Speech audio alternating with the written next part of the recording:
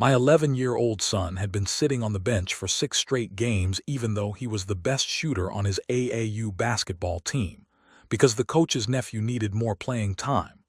Last Tuesday, I walked into the gym with the team sponsorship check for $15,000 and asked the coach to repeat what he said about my boy not being tall enough to matter. His face went white when he realized who had been paying his salary. But before we get to that, do us one quick favor. Subscribe, hit the like button while you're at it, and comment where you're listening from so we can see how far these stories are reaching. My name is Marcus, and this is the story of how I showed a coach that you do not disrespect a kid who has a father who pays attention. My son Devin was 11 years old when he fell in love with basketball. He was not a tall kid. He never would be. He took after my side of the family. We were built sturdy, not tall. But what Devin lacked in height, he made up for in other ways. He had a gift. The ball seemed to obey him in ways it did not obey other kids. His shot was pure. I remember the first time I saw him shoot around the neighborhood court. He was 9 years old. His form looked like something you would see on a highlight reel. His follow-through was perfect. His release was quick. The ball made a soft sound when it went through the net. Swish. Nothing but net. I knew right then that he was special. Not in the way parents think their kids are special because they are their kids. I knew it because I had played the game my whole life. I knew what good looked like. And Devin was good. His AAU team was called the Riverside Basketball Club. It was a serious program. The kids traveled all over the state for tournaments. The parents took it seriously. The coaches were volunteers, but they acted like they were running a professional operation. Coach Terry ran the show. He was a big man with a loud voice. He had played college ball back in the day. He never let anyone forget it. He wore Nike gear every day.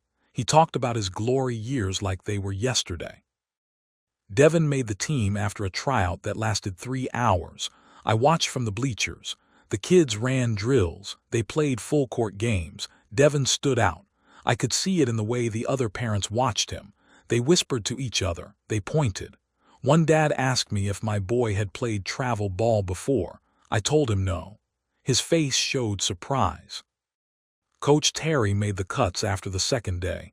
He walked up to Devin. He looked down at him.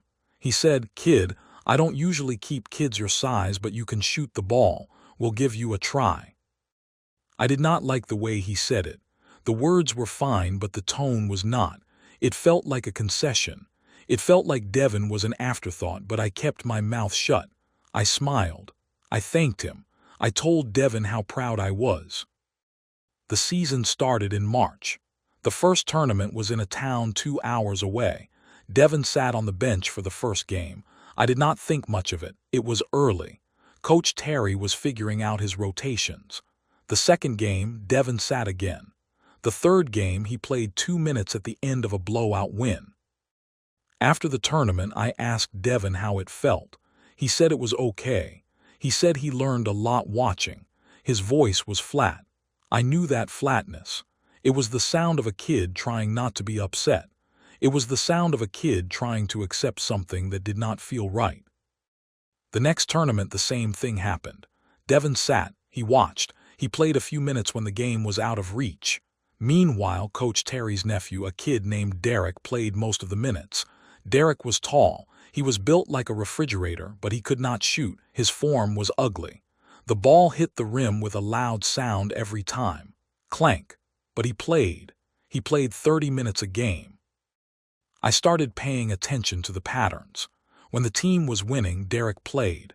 When the game was close, Derek played. When they needed a stop, Derek played. When they needed a basket, Derek played. Devin was on the floor only when the result was already decided.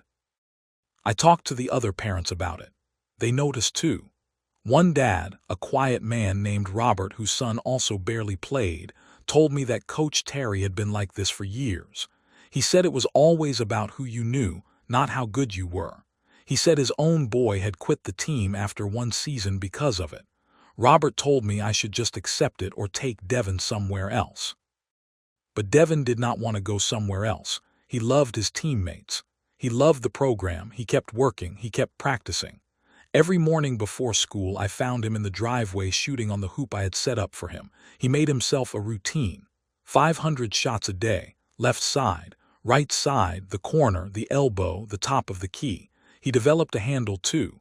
He dribbled until his hands were raw. I watched him work.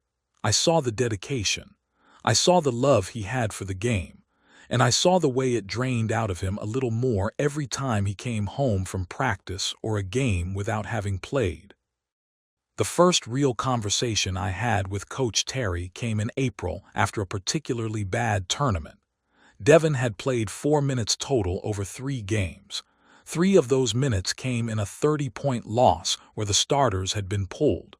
1 minute came at the end of a 30-point win. I walked up to Coach Terry after the last game. I was calm. I had rehearsed what I wanted to say. I approached him with a smile. I asked if he had a minute. He looked at me like I was bothering him. He said, "What do you want?" I said, "I just wanted to ask about Devin's minutes. I notice he is not getting a lot of playing time. I know he is not the tallest kid on the team, but I think he can help you win." Coach Terry let out a short laugh. It was not a friendly laugh. It was the kind of laugh that comes before you say something you know will hurt someone. He said, "Look, your kid can shoot. I'm not denying that. But this is basketball. It's a tall man's game. At 11 years old, things can change, but right now, he is too small to matter. The kids who can guard him can score on him. It's that simple. I have to put my best players out there." I stood there. I felt my jaw tighten, but I did not show it. I kept my face neutral. I said, "What about the games where we need scoring? When the other team is packing the paint and we cannot get inside?" Coach Terry shrugged. "We'll figure it out. Look, I appreciate your concern, but I have been doing this for a long time. I know what I am doing. Your son needs to get stronger. He needs to grow. When that happens, we will see." He walked away before I could say anything else. He went to talk to Derek's parents. They were giving him a ride to the next tournament. They were laughing about something. Coach Terry put his arm around Derek's shoulder. He called him his guy. He called him the future of the program. I drove home that night in silence. Devin was in the back seat on his phone. I checked the rearview mirror to see his face. He looked tired. He looked defeated. When we got home, he went straight to his room. He said he was not hungry. He closed his door. I sat in the living room. My wife Lisa asked me what happened. I told her. I told her what Coach Terry said. I told her my son was too small to matter. Lisa was angry. She wanted to call Coach Terry right then. She wanted to read him the riot act.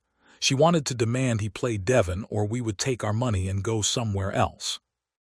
I told her to wait. I said it was not the right time. She looked at me like I was crazy. She asked me why I was not more upset. I told her I was upset. I told her I had been upset since the first tournament. I told her I had a plan. I did not have a plan at that moment, but I knew that anger would not solve anything. I knew that making a scene would only make things harder for Devin. I knew that Coach Terry held all the power in that relationship. The only power I had was the power he did not know I had. The next few weeks I did my research. I learned about the Riverside Basketball Club. I learned about its structure. I learned about how it was funded. I learned who ran it. I learned where the money came from. The team was technically a nonprofit organization. It charged families registration fees. Those fees ranged from $500 to $1,000 depending on the level. But the real money, the big money that paid for tournaments, uniforms, and yes, Coach Terry's salary, came from sponsorships. Local businesses paid to have their names on the jerseys. They paid for tournament entries. They paid for travel expenses. They paid for equipment. And one sponsor paid for everything else. One sponsor was the primary financial backer of the entire program. That sponsor was my company. I had never thought about it that way before. I knew we supported youth sports. It was part of our community outreach program. We sponsored a few teams in different sports. basketball, soccer, baseball, but I had never connected it to Devon's team. I had never made the connection that the money I controlled was the money that paid Coach Terry's salary. I started digging. I pulled the records. I found the sponsorship agreements. I found the payment history. I found the budgets. It was all there, laid out in black and white.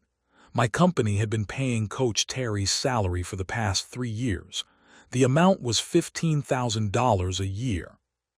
$15,000 a year to pay a man who told my son he was too small to matter. I did not act right away. I needed to be careful. I needed to make sure I understood the situation completely. I needed to know exactly what my leverage was and how to use it without destroying Devon's experience entirely. I reached out to the executive director of the basketball club. His name was Gerald. We had met a few times at fundraising events. He was a pleasant man who clearly cared about the kids. He was not a basketball guy. He was an administrator. He was the one who balanced the books and kept the organization running. I asked Gerald if we could meet. I said I had some questions about the sponsorship structure. He was happy to meet. He probably thought I wanted to increase our contribution. We met at a coffee shop downtown. I bought him a cup of coffee. We talked about the weather. We talked about the kids. And then I got to the point. I asked him how the sponsorship money was allocated. He gave me a general overview. Tournament fees came first, then equipment, then staff salaries, then travel. He said the sponsorships covered about 60% of the total budget. The rest came from registration fees and fundraising events. I asked him specifically about Coach Terry's salary. He said it was paid entirely from sponsorship funds. He said Coach Terry did not receive a salary from the general operating budget. He said Coach Terry was what they called a sponsored coach, meaning his compensation came directly from a major sponsor. I asked him which sponsor. He looked at a piece of paper. He said it was my company. He said the sponsorship had been in place for 3 years. He said the representative who set it up had been a man named Thomas who had since retired. He said the agreement was renewed automatically each year unless either party requested changes. I nodded. I thanked him for the information. I told him I might be in touch about some ideas I had for the program. He smiled. He said he looked forward to it. He said I was the kind of sponsor they needed, involved, caring, committed. The next week I went to every game. I sat in the bleachers. I watched Devon sit on the bench. I watched Derek play. I watched Coach Terry yell instructions at Devon when he did get in the game, as if the reason Devon was not playing was somehow Devon's fault. I watched the other parents. Some of them knew me. They nodded in my direction. They probably wondered why a guy in a suit was at so many games. They probably thought I was just a dedicated dad. One of those dads was Robert, the quiet man whose son had barely played the year before. He sat next to me at one of the games. He asked me how Devon was handling it. I said he was handling it better than I would have. Robert nodded. He said his boy had almost quit basketball altogether after last season. He said Devon was tougher than he looked. After the game, Robert asked me if I was going to do anything about the situation. I told him I was working on it. He asked me what I meant. I told him not to worry. I told him things would change. He looked at me with a curious expression. He did not ask any more questions. He just nodded and said he hoped I was right. I spent that month putting together my plan. I consulted with our company's legal team. I wanted to make sure I understood the sponsorship agreement fully. I wanted to know what rights I had. I wanted to know what strings were attached. The legal team gave me a summary. The sponsorship agreement was straightforward. My company paid $15,000 per year for naming rights, jersey sponsorships, and staff support. The agreement could be terminated by either party with 90 days' notice. The staff support clause specifically stated that sponsored coaches were subject to performance reviews and could be reassigned if their conduct did not meet community standards. That was the clause I was looking for. Conduct did not meet community standards. What did that mean? I asked the lawyers. They said it was subjective. It depended on how the board interpreted it, but it was definitely grounds for termination if they chose to use it. I asked if I could request a review. They said I could. As the primary sponsor, I had the right to raise concerns about how the program was being run. The board would be obligated to investigate. I asked what would happen if the investigation found problems. They said the coach could be suspended or terminated. The board could also choose to do nothing, but that would risk losing the sponsorship. I thanked them for their help. I told them I might need their assistance again. The week before the last tournament of the season, I made my move. I sent an email to the board of the Riverside Basketball Club. I sent a copy to Gerald. I sent a copy to the other major sponsors. I kept it professional. I kept it factual. I did not use emotional language. I simply laid out the facts. I wrote that I had observed the coaching staff over the past season. I wrote that I had concerns about playing time distribution. I wrote that data showed certain players were receiving significantly more minutes than others regardless of performance metrics. I wrote that such disparities could create a toxic environment for young athletes. I wrote that young players who felt undervalued might quit the sport altogether. I wrote that this would be a disservice to the community and to the mission of the program. I did not mention Coach Terry by name. I did not mention my son. I did not mention the money. I simply raised the issue and asked for a formal review. The response was immediate. Gerald called me within an hour. He was nervous. He asked if we could meet. He asked what I wanted. I told him I wanted to make sure the program was being run properly. I told him that was all. We met the next day. Gerald brought another board member, a woman named Patricia. She was a former collegiate athlete. She seemed like the kind of person who would take the issue seriously. I sat across from them in a conference room at the club's office. I had brought a folder with documents inside. I did not open it yet. I wanted to have a conversation first. I told them I appreciated their time. I told them I had been a supporter of the program for years. I told them I wanted to see it succeed. And then I told them I had a concern. I said, I have observed Coach Terry for an entire season. I have kept detailed records. I want to share some of my observations with you. I opened the folder. I pulled out a spreadsheet I had created. It had columns for every player. It had rows for every game. It showed minutes played. It showed points scored. It showed assists. It showed the plus-minus for each player when they were on the floor. I handed it to Gerald. I said, this data shows that Coach Terry's nephew, Derek, received the most playing time by a significant margin. The next highest player was not even close, and the player who received the third most playing time was my son, Devin, who consistently outperformed the starters in practice. Patricia looked at the spreadsheet. Her expression changed. She was a numbers person. She could see what I was showing her. Gerald looked confused. He said, you kept track of all this. I said I did, because I care about this program, and I care about the kids in it. I pulled out another document. This one was the sponsorship agreement. I pointed to the clause about community standards. I said, I want to make sure we are all upholding those standards. Patricia looked at Gerald. She said, this is concerning. Gerald nodded slowly. He said, what do you suggest?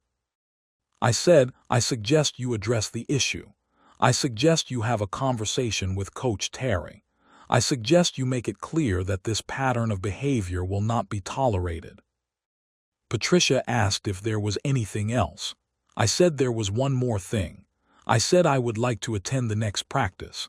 I said I would like to see how Coach Terry interacts with the players. I said that would help me form a complete picture. Gerald agreed. Patricia agreed. They both thanked me for bringing this to their attention. They said they would look into it. I shook their hands. I left the folder on the table. I walked to my car. I sat in the driver's seat, and for the first time all season I smiled. The next practice was on a Tuesday afternoon. I took the day off work. I wore a simple polo shirt and khakis. I looked like any other parent coming to watch his kid practice. I arrived early. I sat in the bleachers. I waited. Coach Terry was running the kids through drills. He was loud. He was demanding. He corrected the tall kids in a different tone than he corrected the short kids. He praised Derek constantly. He found fault with everyone else. Devin was running through a shooting drill. His form was perfect. The ball swished through the net again and again. Coach Terry walked past him without saying a word. He stopped to talk to Derek. He adjusted Derek's elbow. He told him he was proud of the progress he was making. After the drills, they played a scrimmage. Devin came off the bench. He played with the second group. He dominated. He scored 8 points in 5 minutes. He distributed the ball beautifully. He made smart passes. He played defense. Coach Terry called a timeout. He made substitutions. He put Derek back in. He took Devin out.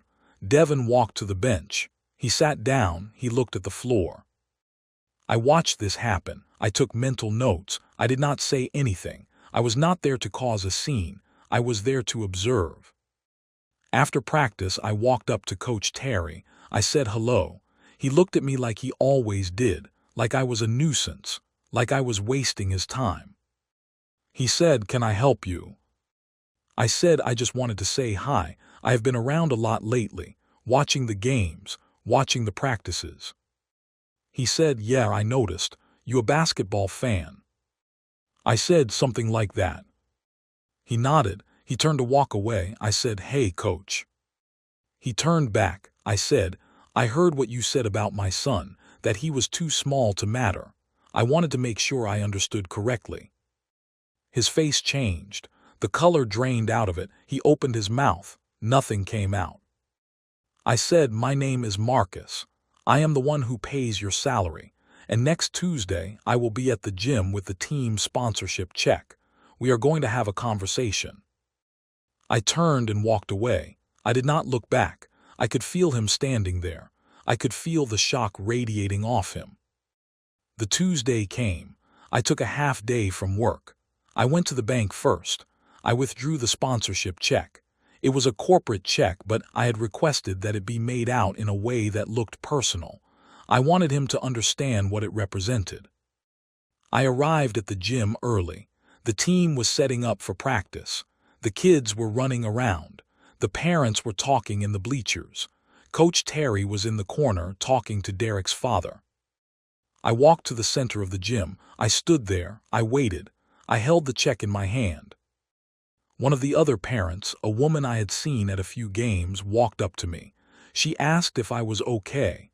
I said I was fine. I said I was just waiting for practice to start. Coach Terry finally noticed me. He stopped talking. He walked over. His face was pale. He looked like he had not slept in days. He said, "Marcus, you are here." I said I would be.